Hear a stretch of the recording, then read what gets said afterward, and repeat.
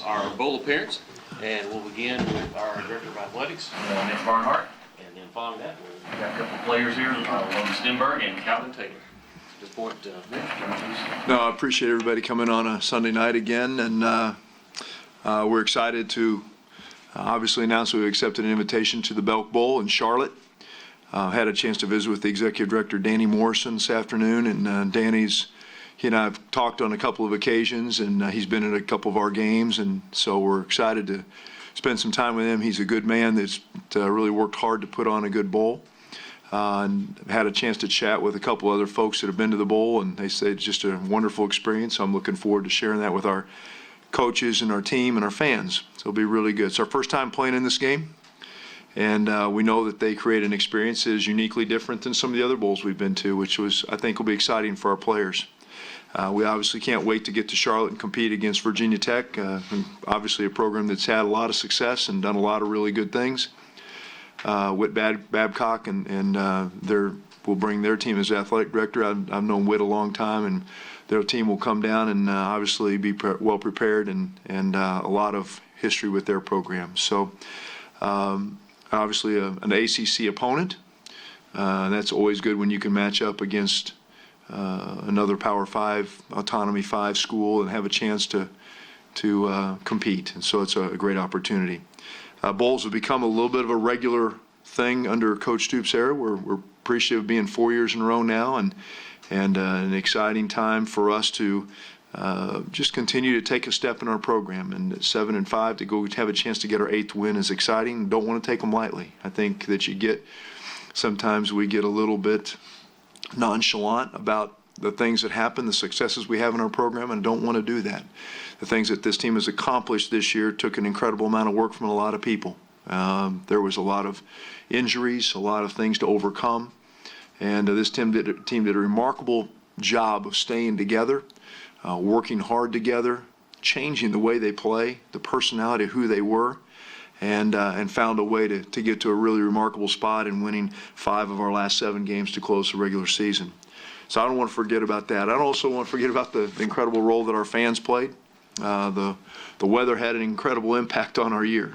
It was an interesting year from a weather perspective. Short of my days in Oregon, I don't ever remember seeing as much rain as I saw in one football season. So to play in that and to overcome some of that time after time after time was pretty remarkable what our young people did, and so really happy that they get to take it one more step. And for our seniors that have an opportunity to go to a bowl game again and walk out in postseason play, and I think that's a remarkable deal. But make no mistake about it, the bowls are important to college football, and it's important to the growth of our program and to us being able to continue to be consistent in building the foundational piece of our program and building an opportunity for us to continue to climb up the mountain of the things we want to do towards championships in the SEC. The other thing I would say is people have become accustomed to the crowds that our fans bring, our fan base brings. So we've been you look at the last 3 bowl games we've been to, we had an opportunity to go to obviously the Gator Bowl. We've had a chance to be in the Music City Bowl. We've had an opportunity to be in the Citrus Bowl. We've been in some really good bowl games, and our fans have absolutely supported us, and we're going to need that kind of support as we go to Charlotte. I know that Virginia Tech will have a strong fan base there. I would anticipate our fan base will support us. It's drivable. We can get there in a good spot from Kentucky. We've got a large fan base and alumni association base in Atlanta. It's one of the largest we've got in the country, and I'm hoping they'll drive up the highway from there and have an opportunity to get to that spot. Our tickets will go on sale tomorrow morning at 9 o'clock on UT Football Tix. That's TIX.com. So everybody that wants to have an opportunity to get into that, we've obviously had the pre-sale that went on for our fan base, and then a lot of people wait to find out where we're going and what's going on with that, and so then we encourage them to jump in on that so we can get moving along. But again, the game is another step forward toward trying to build a championship caliber program, and you build championships one bowl at a time and one step at a time. And so this is another step for our program, and looking forward to doing just that. So it's a national audience on December 31st at noon, a day that everybody sort of settles in and begins to watch a couple of full days of football, and we're anxious to be a part of that. So anxious to represent the Southeastern Conference, and hopefully add another victory to a very storied history of bowls in the SEC. So let me stop there and take questions that you might have, and then get the guys you want to talk to about the game up here and what they have to say about Virginia Tech and the bowl. Mitch, obviously, there was a lot of speculation today about the Gator Bowl. At what point today did you realize the Belk Bowl was going to be option, and was that your all's preference? Yeah, we want to. I think the two things you can get really misguided in these things if you're not appreciative for wherever you go. Right? You can't get into these things and think that you, unless you're undefeated, you own the day. And sometimes when you're undefeated, you don't get to own the day. So at the end of the day, we'll always be appreciative of where we go. We knew that there was 2 or 3 options available, basically 2 options available to us, depending on how many teams got up in the bowl situation. And we knew that in terms of order of choices and how people pick bowls, that there was about 2 places that we were going to get to go. There's also a non-repeat rule in our league.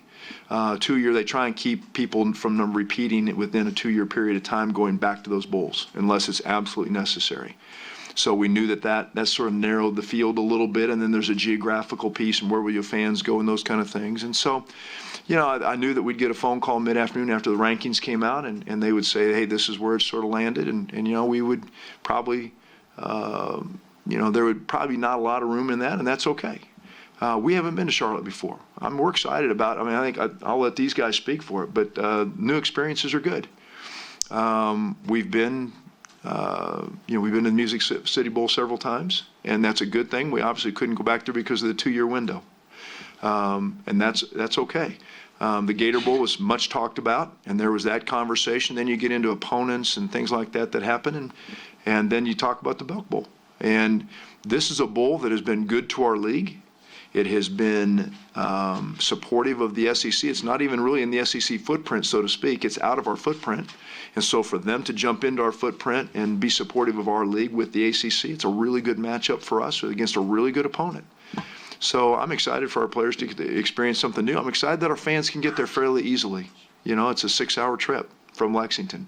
And so I think there's a lot of moving pieces to these things, and they're really hard. The SEC staff has a really difficult job of trying to match all this stuff up and make it work together, and I think they do a remarkable job year in and year out. Mark Womack does a tremendous job of trying to do that, and so I thank him for all of his efforts and what he does year in and year out for college football. It's a really difficult task. At the end of the day, we're ready to play, ready to go to Charlotte.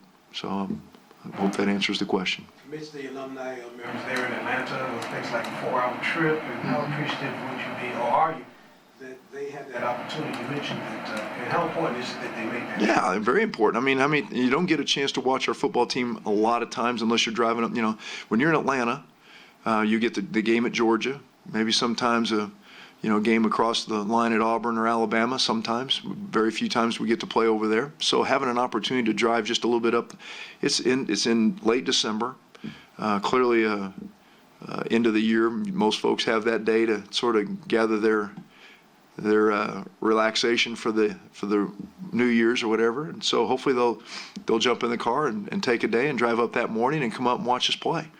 We're excited that that would be good for our fan base. We always talk about Catlanta, but that group has traveled remarkably well. We had a bunch come down to Jacksonville when we played a couple years ago. They came to Citrus Bowl when we played last year, and they've traveled to follow us very, very well. So I'm assuming that group in Atlanta will travel extremely well to come up the highway to watch us.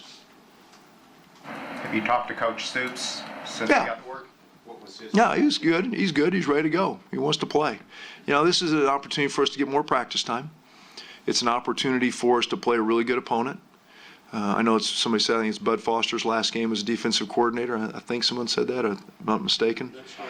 Yeah, he's retiring at the end of this year, and so Bud's a Somerset, Kentucky guy, and so there'll be some pieces to that which will be a privilege to shake his hand and thank him for his career in college football. He's done a lot for the game. I'll be respectful of that. And then I think there's a lot of connections. I mean, I've heard, I was talking to one of our coaches on there, and they say I've got like 100 family members that all went to Virginia Tech. So there'll be one of those. That'll be some of that going on, I'm sure. But I think that if you can't get excited about playing against a team that's got the storied history that they've done a great job at Virginia Tech. And to play against a team like that's got a really nice tradition in football, and you can't get excited to play on a national stage on New Year's Eve, and something's wrong. We're excited to play. Danny, you had some nice things to say about you when you they hosted the Rifle Championship there at TCU when he was AD. Do you remember anything about that? Yeah, we won a national championship down there that year. So Danny was the AD at TCU, and had a chance to go down there and spend some time and watch our team compete. And Danny's a first-class guy. He puts on a good deal. We were down there, and so he gets college athletics. He helped build that program up at TCU. So where they are today at TCU has a lot to do with Danny Morrison. So he went back to Charlotte, and he's done some nice things in Charlotte, and he's taken on the leadership of that bowl, and he's working really hard to put on a good show for these young folks who are going to come over and play. And they get to play in a pro stadium too. Let's keep in mind they're going to play in the Panther Stadium and have an opportunity to showcase themselves on a national stage, and so there's. It's an incredibly good opportunity, and like I said, Danny's a really good man. Mitch, you mentioned the weather. Factoring that in, how do you kind of evaluate the attendance throughout the season this year and ticket sales just as a whole? Yeah, I mean, our ticket sales were fine. Our fans were incredibly dedicated. There were some days I'm not sure I'd have stood out there. They were incredible. I will thank every one of them. They were awesome. I looked at last couple of games. There were some times when it was raining about as hard as I've seen it rain in my career, and they hung right in there and supported college football and our kids. And you can sit there and someone can say, hey, there's a bunch of. Let me tell you something. There's a lot of empty. It rains that hard. There's going to be a lot of empty seats in a lot of stadiums, and our fans. We had many times 55,000 tickets out for games, and 35,000 people standing in there just getting drenched. I'm not sure how many sick days were after that at work, but I promise you there were some folks that called in sick because there had to be pneumonia somewhere. The doctor bills were incredible this year, and it's just not our staff. So our fans were phenomenal, really, really good. And we may get to Charlotte and maybe it needs to rain for us. Maybe we need a little rain. It's a little part of our family mantra, but we'll talk about that later. But I'm thankful for our fans. They're incredible this year to go do what they. Even the one at Georgia, that wasn't even a home game, and we had people out there in that deluge. So I'm thankful for our fans. They were tremendous. Mitch, a few weeks ago, Stoops was asking about whether he liked to play in the rain. What do you think about that? Hey, if we win, I'm good. Let's go.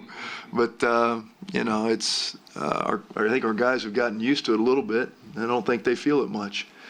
We've sort of learned how to play in it, and so I think that we're. What do you say, Calvin? Is it warm?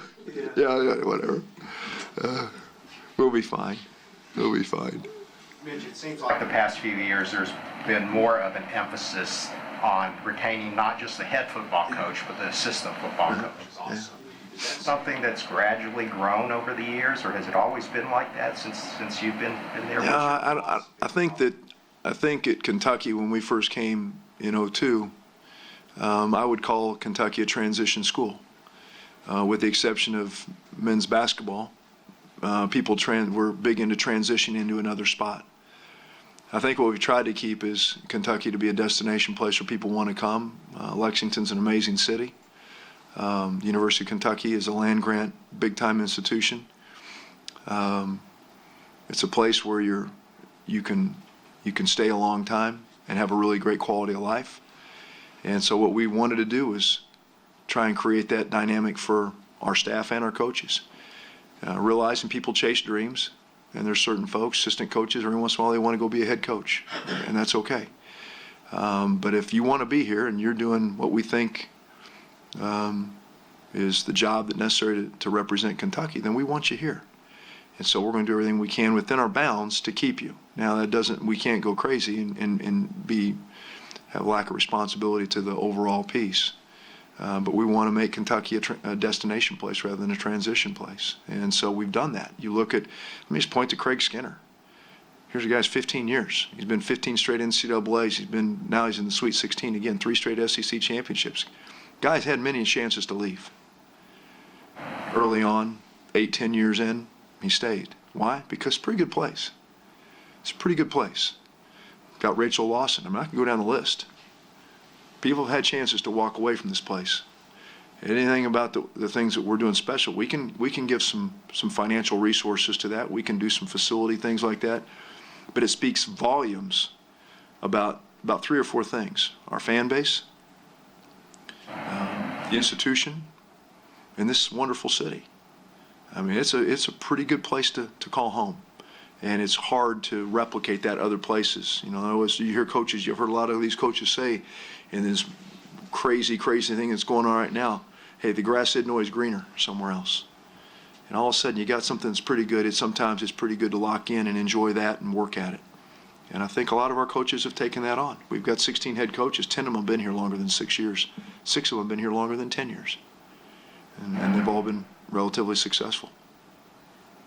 Mitch, you mentioned the adversity they had this year. Obviously, lost a lot of pieces, important pieces off a 10-year team last year. How important was it for the program just to get back to a bowl and not have it drop off after having such a great season last year? Yeah, I think that, you know, when you walk into it, I loved what Mark said early on about, you know, when they said, oh, this team can only win this, and Mark said he didn't believe that. Now, that was before all the injuries, right? If you remember back in, they said coming out of the media days, Mark was upset about the lack of respect he felt like our team was getting, that Josh and Benny and those guys had moved on and we didn't have anything left to build a program with. Well, that wasn't the case. He didn't believe that. No one in that locker room believed it. Now, then all of a sudden injuries hit and things start chipping away at that foundation that you've got, and you've got to sort of reframe who you are. And I thought it was a remarkable effort on both fronts, coaches and our young people, what they did to completely reframe how they think. You know, you talk about sacrificial. A lot of people gave up what they do for the good of the team to go be better. You know, and we hear that talked about an awful lot, but very seldom do you see it played out in real time like our team did. Folks gave up positions. Folks gave up reps. Folks gave up opportunities that may have been best for them to collectively get to a better spot and go be something really valuable as a team. And then go through some couple tough losses. You know, ones that you sort of wish you had, and you still find your way to 7-5 and get to a bowl game. I think speaks volumes about senior leadership, which you'll meet a couple of those guys in a minute.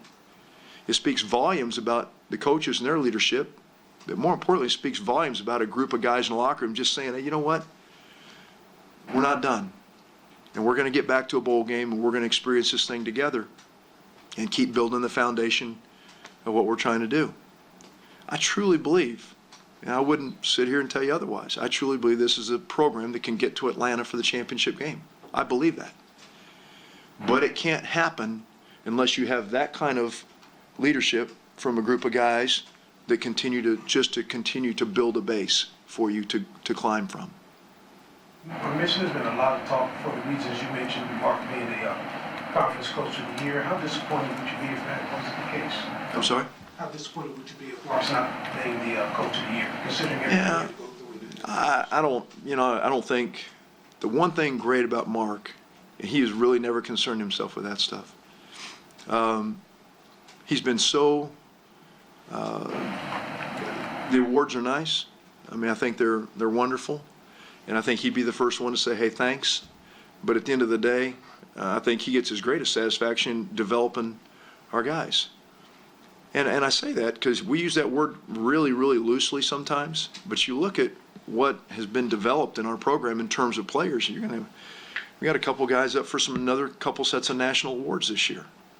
I mean, I think it's Wednesday night, Slacks, is that right? Thursday night. Thursday night is the national awards. We could have a couple more national award winners Thursday night. That's, that'd be back-to-back years. We've done some really remarkable things in terms of that. And there's another set of young guys that are positioned to continue to grow the program. So Mark and the coaching staff have done a nice job of developing.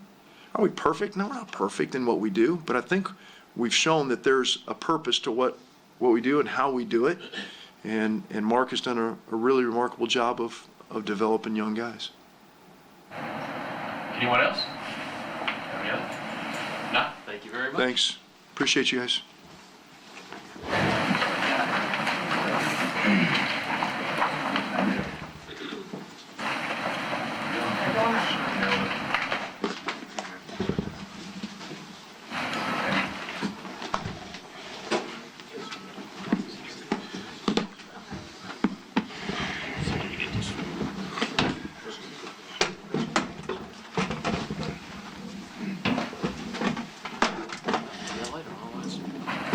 We're good.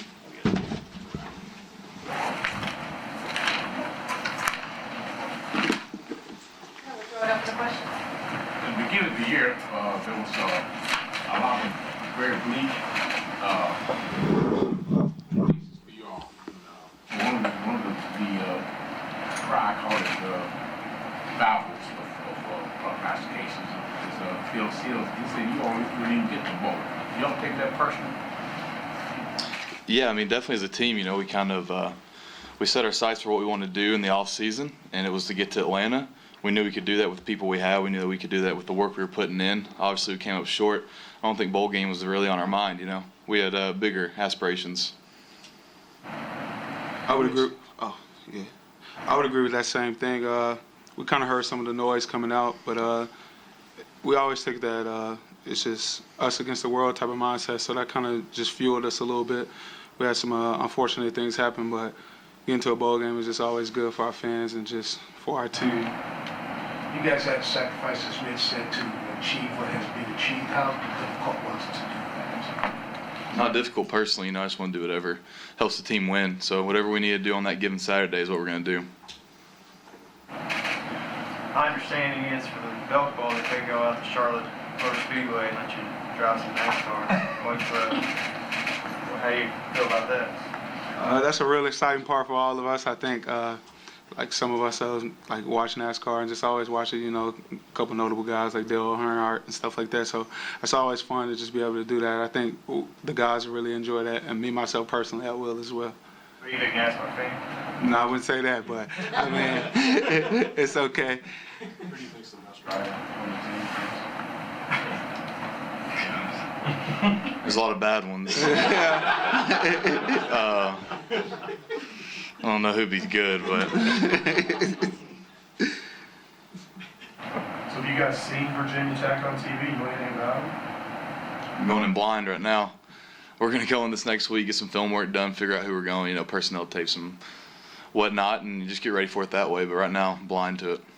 Safe to assume both of you guys are going to play. Absolutely. No doubt. Do you think everybody will play? It's their decision. You know, no hard feelings if they don't. We want them to, obviously. So it's whatever's best for them, you know. How important do you think it is to get a win, to win the game? It's always good to end on a victory. That's your last time playing. That's like our last time playing. That's our seal of our team. So it's always good to go out on a high note with a victory. Just being able to give our fans that for traveling, just everybody that support us, just to cap off a season with a nice 8-win season is always good. There was the speculation you guys would go back to Florida and then play Indiana. Then it's the Belk Bowl. Do you guys get wrapped up in like, yeah, we want to go here. We go this place instead. What was the range of emotions this afternoon when some of the names were being dropped?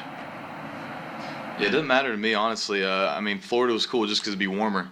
But other than that, it didn't make a difference to me, personally. One of the games earlier, I talked to Drake, and Drake said that he enjoyed playing in the rain. What about big guys? I mean, what do y'all say about that? I think the cold is good for us. You know, we're big guys, got a little insulation on us. So we can stay warm with those skinny guys to get cold. It helps us a little bit, I'd say. Could both you guys look back to when you were freshmen, redshirt freshmen, how important these bowl practices were in your development, how important it is for young guys in your team now and maybe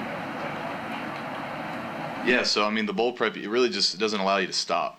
So, our redshirt freshman year, we went home for Christmas, and you kind of get a month off. You come back in for off-season workouts, and you got to reboot stuff, get back into it, get the rust off. So this right here, it keeps the years going. You don't stop. You don't get time off. So you're just constantly building on what you've been doing, prior in the season. There have been a lot of really good Kentucky football players over the years who did not play in 4 ball games. Does it mean you guys to be part of a class that's going to get to do that? I think it just kind of highlights the 2015 class, just a culmination that we coming in together as a program. That was kind of our mantra, like, why not Kentucky, like just kind of changing the program around. So I think that really shows that we're just not a program that's just satisfied with going to a bowl. Just really turning ourselves into like a program that's respected around the country. So it means a lot. John, you need 1.5 sacks to take over the SEC league. How much are you going to have those numbers circled for this last game? Is that important to do? I mean, I definitely want to go in and get them, but I'm just a team guy, so whatever like spots my coach put me in, I never just, because when you start pushing, you kind of get out of position and you kind of just play selfishly. So I just always pride myself on being selfless and doing whatever comes with the team. So if it falls within the scheme, then so be it. Would you guys rather run the offense you kind of had to use there in the last 6-7 games, or go back to maybe try something what you were trying to do early in the year? Yeah, whatever wins, honestly. We ran the ball, it made the offensive line look good, so that's always fun, I guess. But other than that, we just want to win games. So. Logan, how much would it mean to win that Joe Moore Award?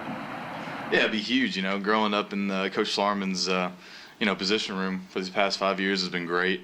I think it'd be just honestly perfect just to give that back to him, and show him like, hey man, all this hard work, all this stuff you're going through, it paid off, and we appreciate him. So it would mean everything to us. You got to take famous awards, like Joe Moore Award. You're familiar with that, right? Y'all pay much attention to that, what your expectation is as a unit? No, not really. I'll be honest with you, all I see is on Twitter, like, oh, Kentucky offensive line up for Joe Moore Award. I have absolutely no idea what that entails or how we got recommended for that or anything, but hey, I hope we win it. That'd be cool.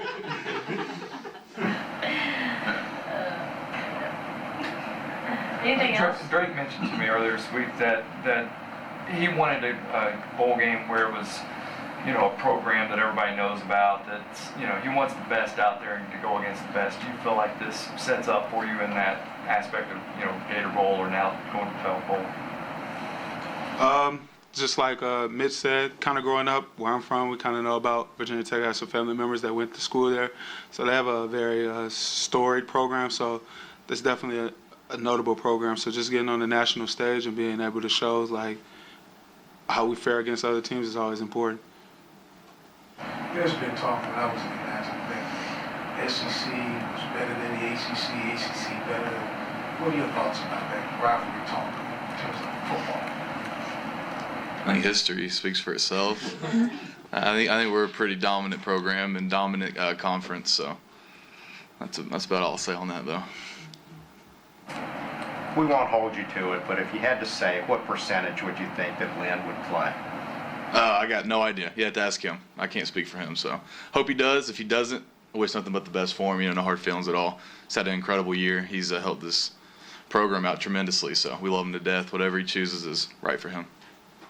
Anything else? All right, thank you guys so much. Appreciate y'all. Thank you.